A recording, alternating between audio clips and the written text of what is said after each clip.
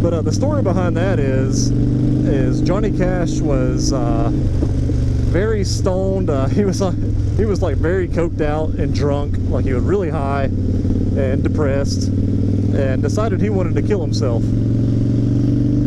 So what he did is he went into the cave with his pistol, with his revolver, sat in the back of the cave, went all the way back in the deepest part of the cave, and planned on killing himself in the back of the cave.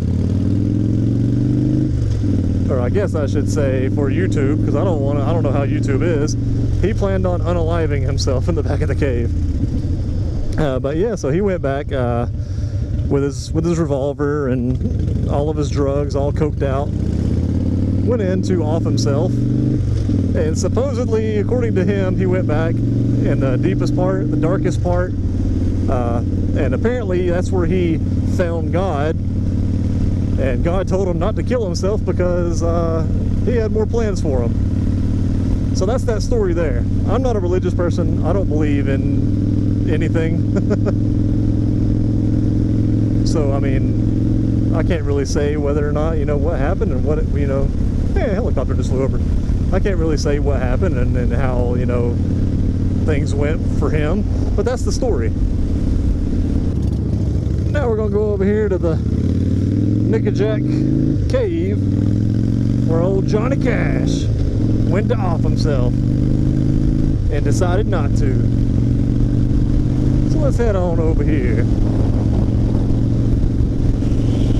I hope I can remember how to get there, because I haven't been here in a long time. Or at least whenever I usually come up here, I don't come from this way. I come from the other side, because I live on the other side. Look at that. Old Tennessee River. Beautiful, man, beautiful. Fantastico. I think we keep going straight. He flipped me off. What a dick.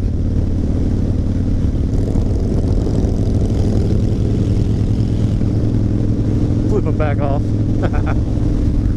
I think we're going the right way. Honestly, I don't know. We'll find out here in a minute. It's been a while since I've been up here, and I haven't come from this way before, so we shall see. Hell, if I'm not going the right way, I guess I'll find out in a minute.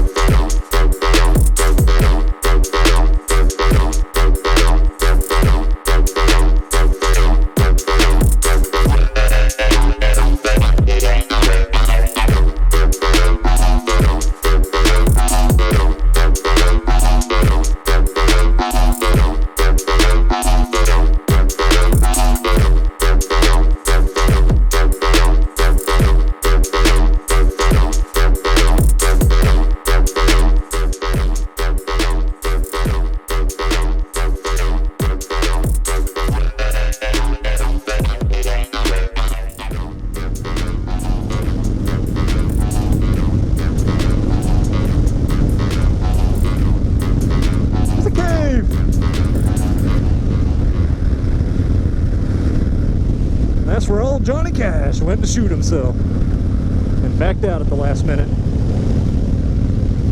Damn, the beach is busy.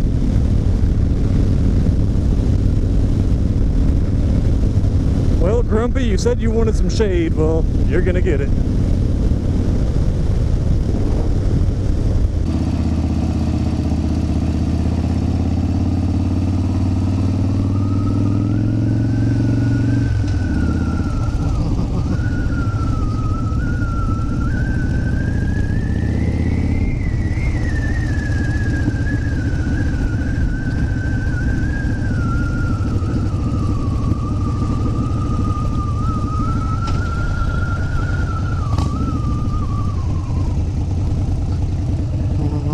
Trying to find out a fucking place to park around here.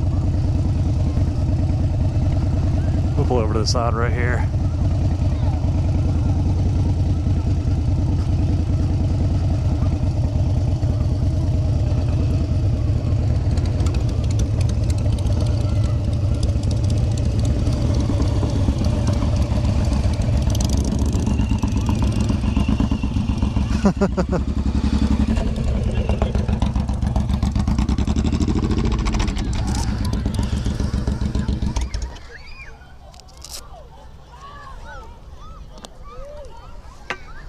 Here we are. See you guys in a minute.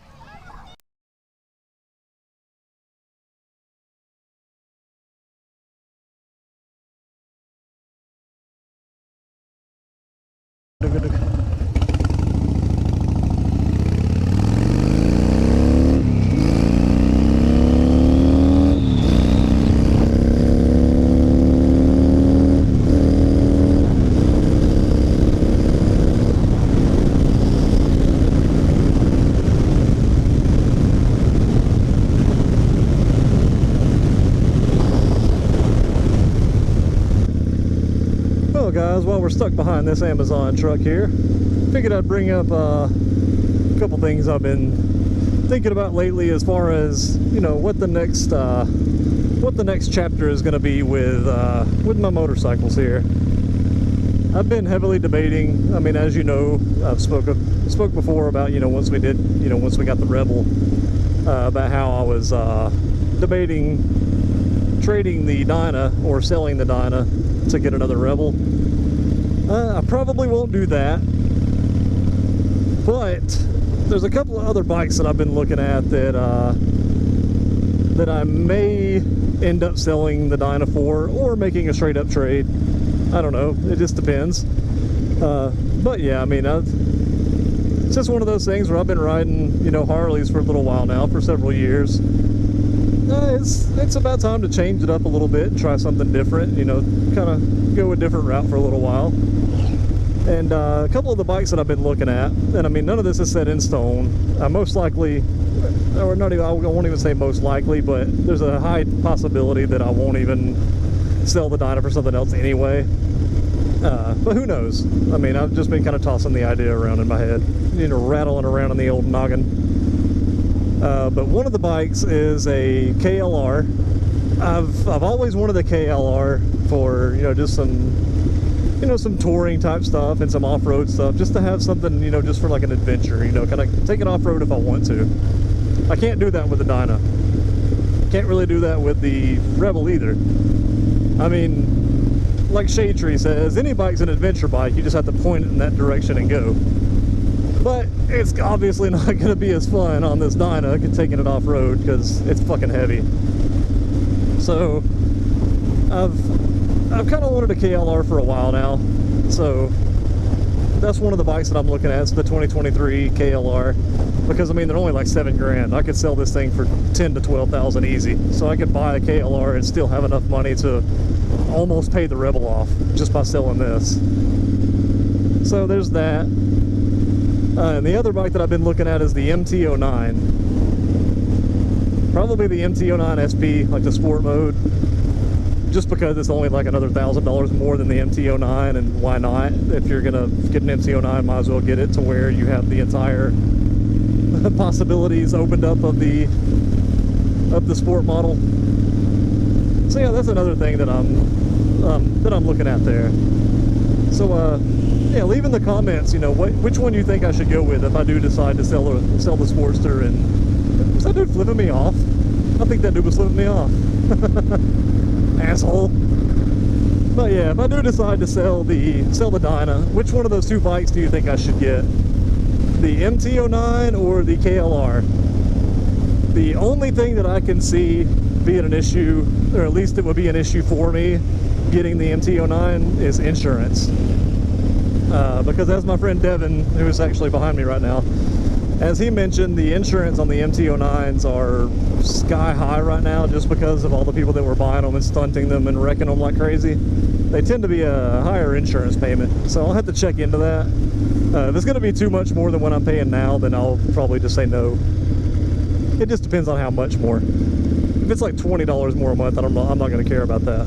But if it's like $50, $60, $70 more a month, nah, I'm not paying that. I would just go with the KLR at that point. But yeah, leave in the comments below which one you think I should go with if I do decide to sell the Dyna. Oh yeah, get a little bit of bridge action here.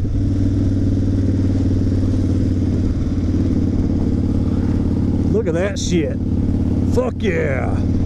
I love the Tennessee River. That's where we just were earlier, Hell's Bar. I love this area. It's just so fucking nice. Just so beautiful out here, man. Look at the fucking river, dude. That's fucking nuts. Why don't I come up here more often? Like, what the hell? I'm literally like 30, 40 minutes away from here, if that. Honestly, on the bike, I can get here in about 25 to 30 minutes. Why don't I ever come up here? I mean, I take a back road from where I'm at, because I live basically in the Chattanooga Valley. I'm in Georgia, like I live in Georgia, but essentially, I mean, I'm literally 2 miles from what they consider the Chattanooga Valley. Which is weird having the Chattanooga Valley in Georgia, but that's just how it is. Like the whole Flintstone area and towards St. Elmo and all that is Chattanooga Valley.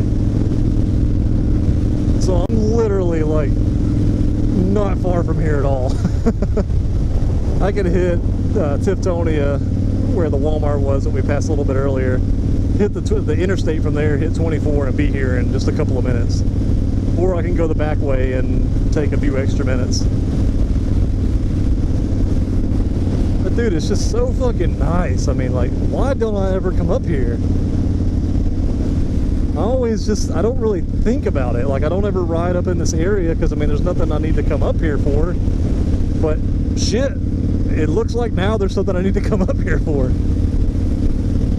Because, I mean, there's so many areas around here that I have not explored. And it's just so fucking nice.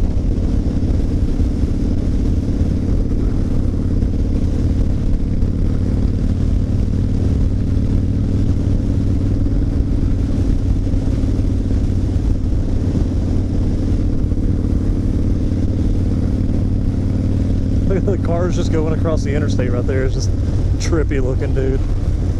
It's just so wild.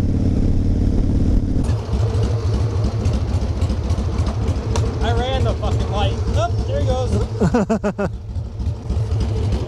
goes. He missed it. I don't even know if they're open.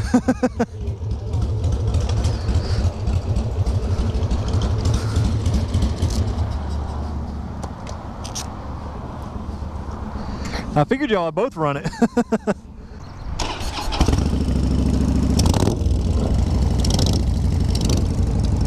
Well, alright, ladies and genitalia. Figured this is as good a place as any to end this video. I appreciate you joining me on today's trip. We had a great time. Went out to Raccoon Mountain, hung out there for a little bit. Went to Hell's Bar, checked it out. Hell's Bar is always cool, always a great area. Went over to Nickajack and checked out the cave, and yeah, I guess I'll leave you with these beautiful views here.